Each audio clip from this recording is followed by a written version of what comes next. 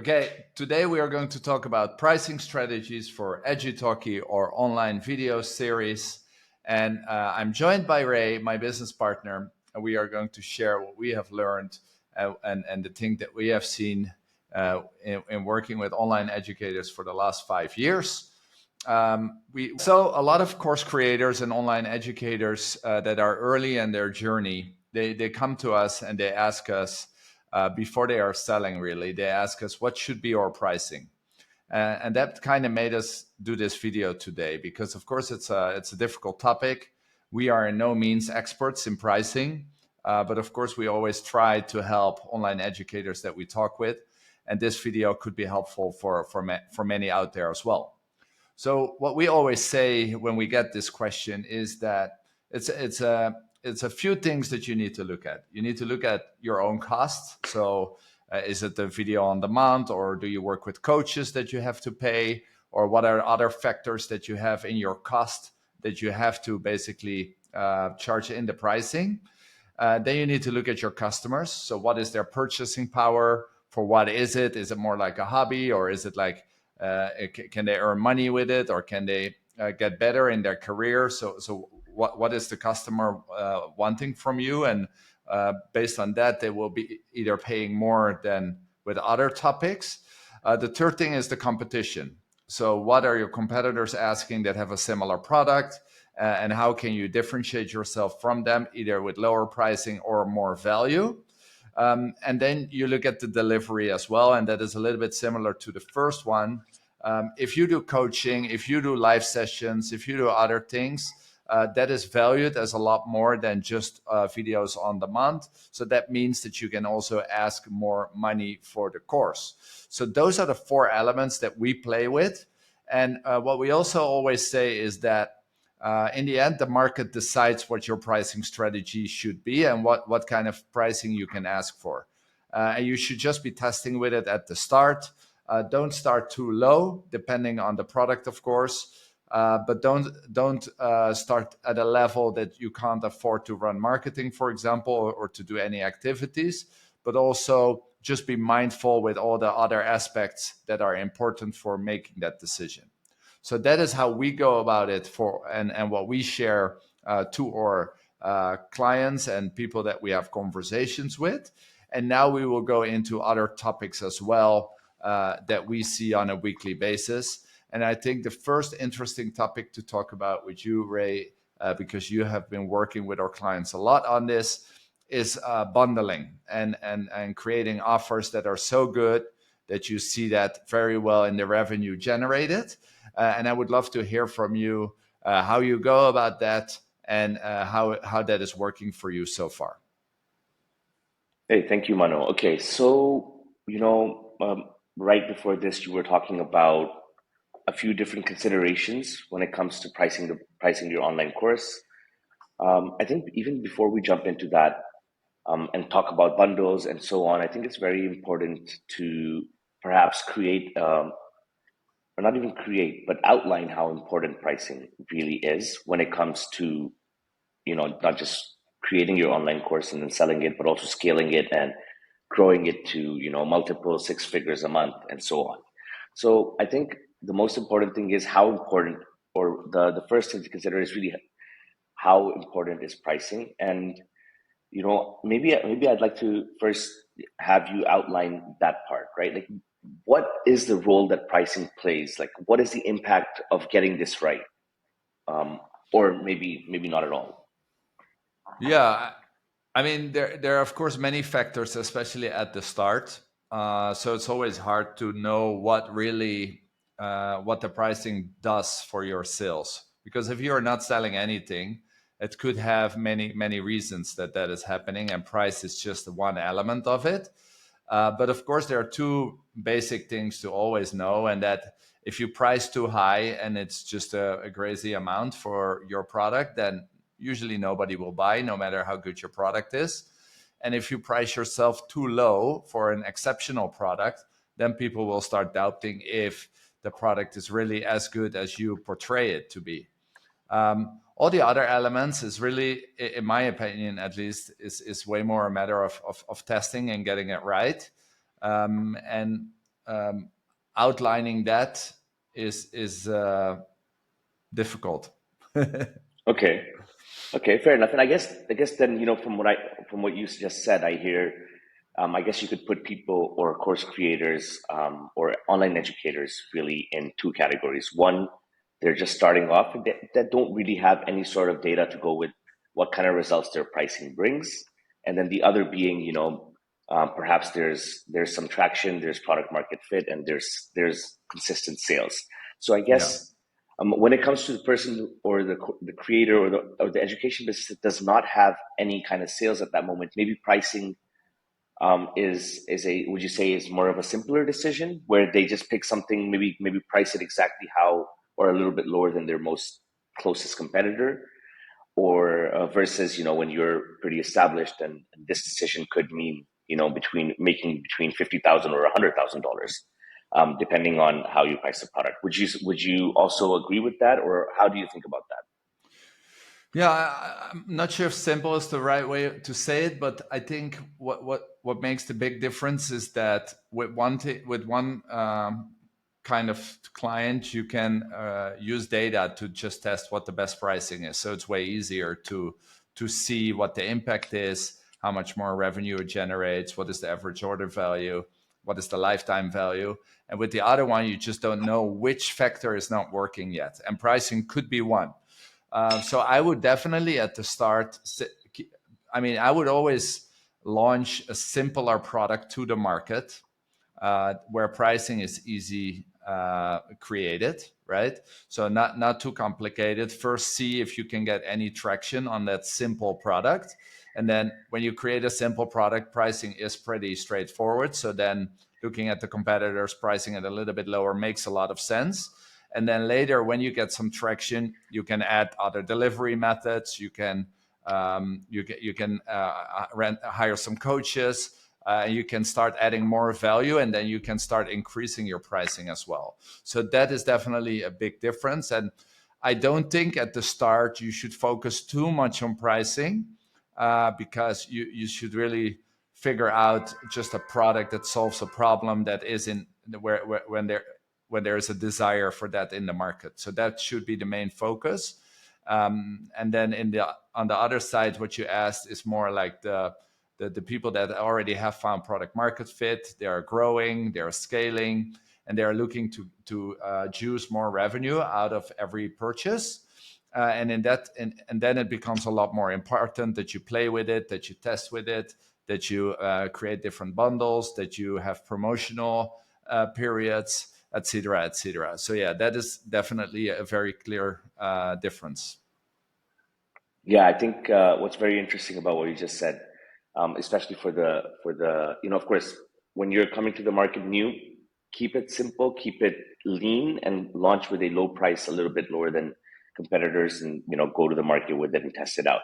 But then on the flip side, when you're trying to scale, um, I guess a few examples come to mind over the last couple of years where perhaps pricing has been the biggest lever that we've pulled. And maybe not, I wouldn't just go as far as saying just pricing, but how we package the the product and how we deliver it to the audience. And I guess, yeah, I think it can be very impactful indeed, like you said. Yeah, for sure. Yeah, I guess the biggest levers for us, difficult word, by the way, is two things that we have seen is bundling, right? So just packaging products together and giving it one price to sell. So that has worked very well for us. And then just price increases has also brought significant revenue. And I think if I look back, what are the three biggest elements of success for growth?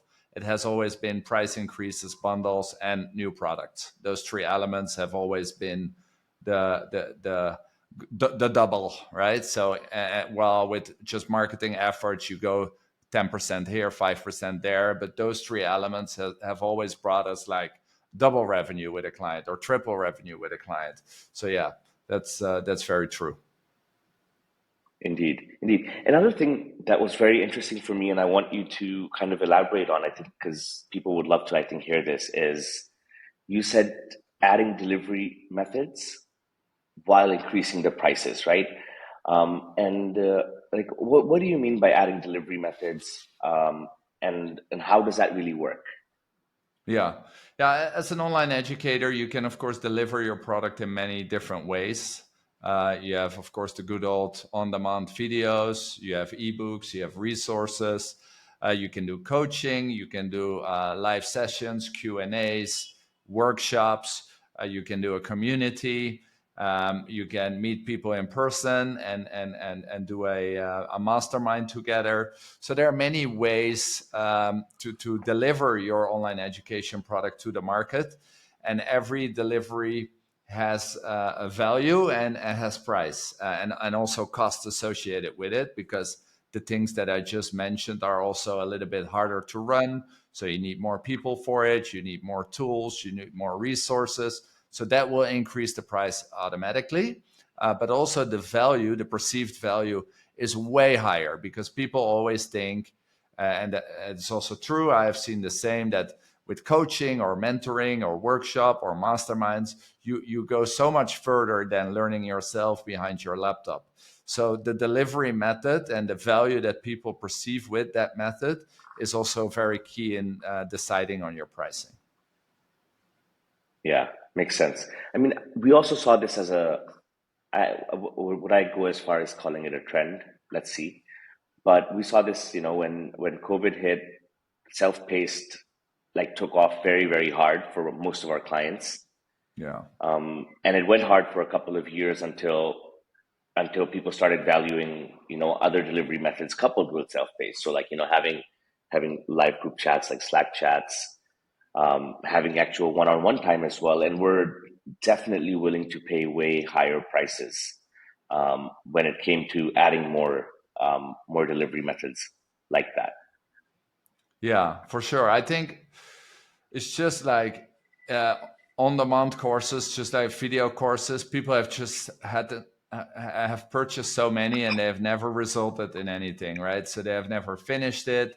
They have paid for it, so they feel that they have been losing on it, and they are hesitant to try it again, because they know they will fail, because they don't have a backbone, or they don't have any drive to do it, or they have other things to do. So yeah, the reason why people are purchasing like higher premium products is just because they want that little push in the back. You can go to like a fitness school, like a regular sport club, or you can work with a personal trainer. And also that is the same reason. Everyone knows that we should eat less and exercise more, but you need a personal trainer to actually do it. And that is also the reason why people need mentoring and workshops and masterminds instead of just videos. So when online educators come to us and they ask us what should be the pricing of my product, we always tell them to look at their cost first. So what is the cost of product, and make sure to not go lower than that. Look at the competitors. So what are they pricing it, and what can you learn from that? Can you go around that price? Can you go a little bit lower? Can you go a little bit higher, depending on the value? Then look at your customers. So what are your customers okay with paying? So do they have any purchasing power? What is the product for them? So how much value do they see in the product, and would they pay for it? And the last part is the delivery method. So depending on how you deliver your product, you can ask more or less. Yeah, that makes total sense. And that also kind of gives you a way, because everybody has different commitment levels to what they're willing to pay, especially in online education, right? Because if your biggest fan is probably willing to dish out $2,000 to get the ultimate experience of learning from you, For then there sure. might be somebody who's still scoping you out, has known you for a bit, and wants to go enter with something that is probably more affordable and where they can get that value out of you. So, that brings us naturally to a topic of which we see a lot of online educators doing right now: tiered pricing. Like, what are your views on tiered pricing, and how do you see that, the importance of it? Yeah, I've seen great successes with it, and I think it's very important to implement it. Mostly, If you have like more like lower tier products and higher tier products that all solve the same problem, just with a different delivery method. So, for example, you have just a video with a community that is your lowest tier. Then you have that, but with a live call every week where they can ask questions from the expert. And then you tier that a little bit higher. And the last one is where you do like a weekly masterclass where they can ask questions for 2 hours and where you go way deeper into the content. That could be 3 layers of the tiered pricing. And then the people that are just more premium buyers that have more purchasing powers, but they're also used to making bigger purchases, they will go for the bigger one because they know that that will bring them closer to their desire way quicker than the first one. And so you have a product for everyone, and it's suitable for the different buyers in your market, and that makes it highly profitable to do. Yeah, and then not to forget that once somebody has already taken out their credit card to pay for the lower price product, they're actually way more likely to upgrade at some point in the future, especially if you keep building that relationship and going with that. Yeah, for sure. Yeah, for sure. Yeah, I mean, if you have buyers in your like people that have purchased even like $1 from you are just way more likely to do another purchase later on if you keep giving them value. So yeah, I mean, starting with low ticket products is probably a complete different topic to cover, but yeah, that is definitely also a method that can be used. Yeah, indeed, indeed. Yeah. Of course, you're talking about this tiered pricing, and while you were talking about it, just something clicked in my head that reminded me of this unique issue that we saw back in January and February with one of our clients, where we created a new tier of pricing, which was basically what, like I think 7 or 8 of the client's courses bundled together. And the main course that we were selling, or the main item that we were selling, was a live 3-month program that was going to start in February. But then we were promoting this all of January, and then a ton of people bought in January early on, and then they ended up requesting refunds. Um, and we realized that part of it was potentially people who were not that committed, but like what we also saw was um, an issue that we had with how we were releasing those products. Do you recall that, by the way? Yeah, I do. Yeah, so I think bundles are great to do big like spikes in your revenue, but the big downside of it is that if people get early access to certain parts of your content and they go through it and they see how the product works and how it's delivered, they can already feel some resistance to that, right? Because they already feel they have no time. They already feel it's maybe too difficult. They already feel that they're not going to have any use of it. And then they start requesting their money back, which in the end is good, I think, because I mean, they need to be happy with the product. So the downside of bundling in general is that you deliver so many products at once to a person that it will be impossible for this person to do all of it. So they will be disappointed. They will think they are failures because they paid for something and they are not doing it. And there are kind of two solutions for this. So you either don't give all the content at once, or the main product first. So you wait a little bit till, for example, the live program goes live, and then you drip the other content to them. So it's like new content every time. And on the other hand, just dripping out the content from A to Z is also a method that they are at least not overloaded with your product, and that they can consume it one by one so they don't have that negative feeling with so many learnings at the same time. Yeah, indeed. And I don't really see many online educators bundling or slow or drip releasing their bundled content. At least not in my memory. And even we've bought the large founder bundle. We got access to all the courses. Of course, it was a little bit different because founder has such a huge brand that it didn't matter because I mean we did half the courses at least. We didn't do the other half. Yeah. but definitely something to consider, I guess, when you are launching bundles, how you release the content. And a lot of course creators don't do that. I guess it's more of an advanced concept, but yeah, Yeah, and but also in our case, I mean, we are a marketing team, and I think um, it was not like an automatic. Oh, let me do all the courses, right? We had to make it happen for people to do the courses. So if you think that we need it for our work, we are driven, and then it's still hard to do those courses. So if you think about that, then how hard it is for others, especially if the courses are maybe less relevant, or you purchase them just in an emotional decision, or yeah, it's just hard because everyone is so busy with a lot of different things, and then doing self development is probably never on the highest, while it potentially should, at least for a few yeah, years. yeah, makes sense. I guess that takes me to my now to my next question. So then there's bundle pricing. Let's take an example. Let's say a course creator has 10 courses. The course creator split tests two ways of going to the market with it. 10 courses, $500 bundle to get access to all 10 courses, or subscription pricing of $60 per month for 1 year, let's say. What do you see? So of course, if I could get access to all 10 courses, or I could do subscription pricing. What do you think are the benefits and also the drawbacks of each of those, if any? Yeah, I mean, I think subscription pricing, of course, for the learner, the benefits are is that the initial investment is lower, so you can try it out for a bit. Usually, they also have a trial version, so you can just try it out for 7 days. You do need like a big portfolio of learning material as an educator to run with that, because if you only have one course, then it will 1 month subscription, and they run away. So that is the downside of it.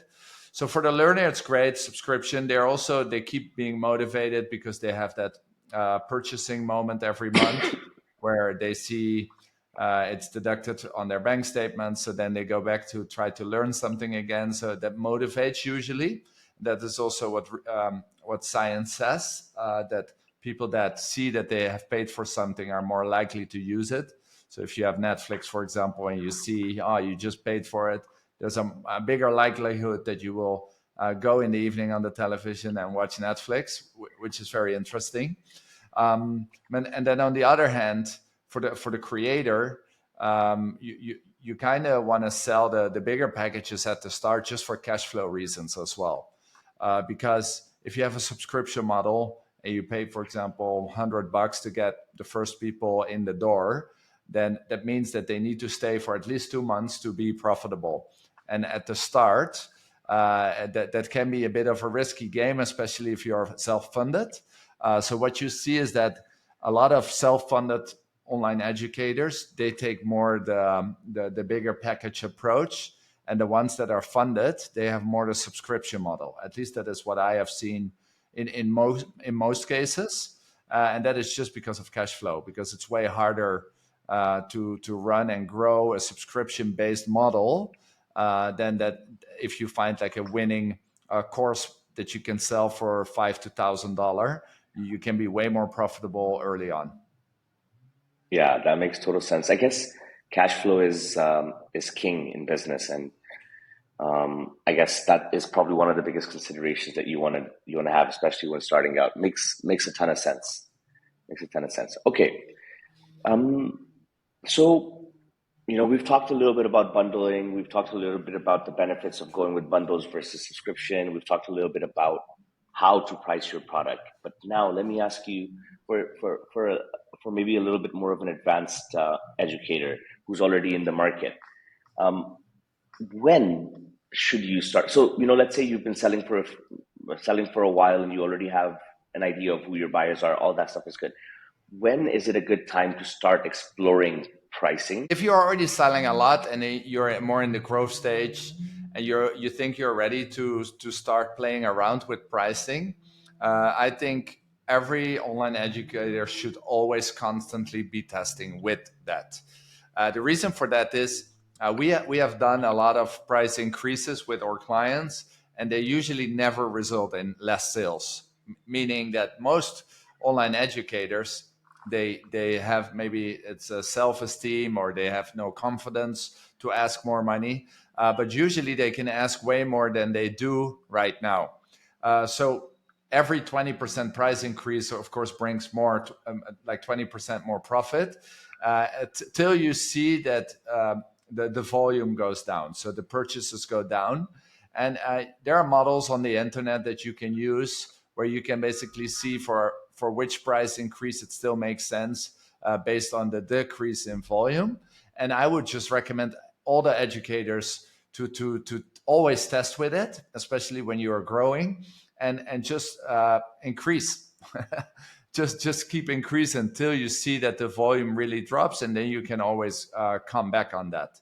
And there are many tools out there that give you the ability to do dynamic testing, so you can present different pricing to different people that come to your website at the same time from the same traffic source. And that will really give you an idea till how far you can go. And in the end, the market decides on what you can ask for your product.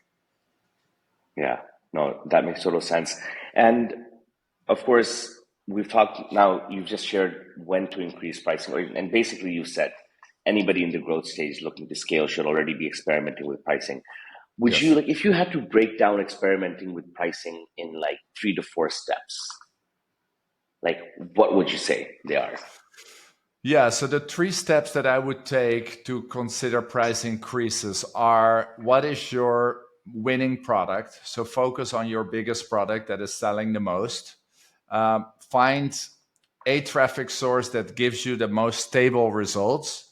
And that is usually not social media, that is usually not influencers, because that is more like spikes.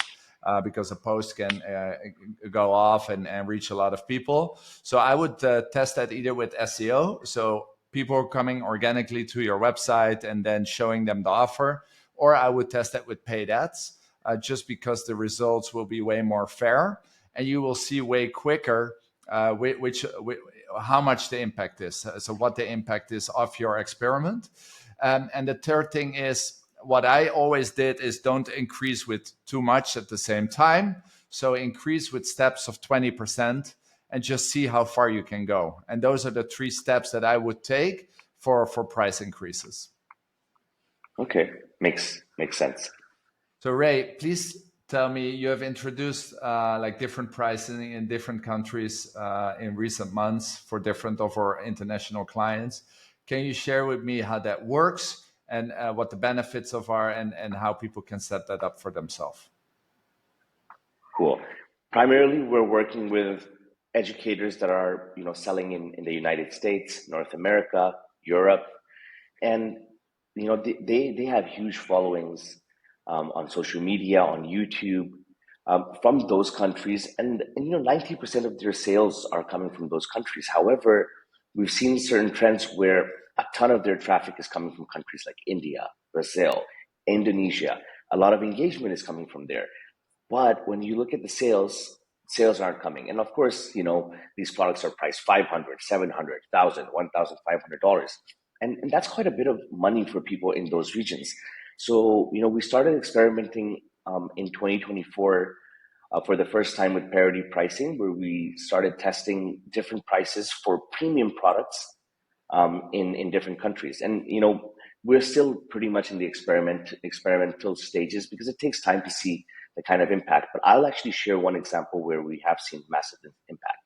So before implementing pricing parity, last 3 months, we had, let's say, $1,000. I don't remember the exact numbers, but $1,000 in sales, or 2 product sales for a $500 product in India. And we basically implemented pricing parity, where Indian customers or Indian potential customers would come to the website, and they would get the option at the top saying, because you're in India, you can use this promo code to get 50% off this product. Now, this is a $500 product that now all of a sudden became $250 for the Indian market. And in the 3 months after we implemented pricing parity, we had, I think, like 11 or 12 sales come in from India at $250, versus the 3 months before, where we only had 2 sales at $500. So that was $1,000 in revenue, before, and then 250 times. That's 2,250. Wow, did I get that right? 11, right? 2,750 for 250. So $2,750 in revenue all of a sudden. This is a self-paced program with no live element, no other delivery method. And all of a sudden, we're generating this extra revenue. So now we have implemented it across Brazil, Indonesia, and a couple of other countries, and we're kind of expanding the test to see how that goes. We haven't started running paid ads to it yet, which is the next stage of our implementation of pricing parity. But we've seen enough good results that it makes a lot of sense. So, online educators who have great sales in North America and Europe, but have quite a bit of following outside of there, should 100%, experiment with this kind of stuff. Cool. Yeah.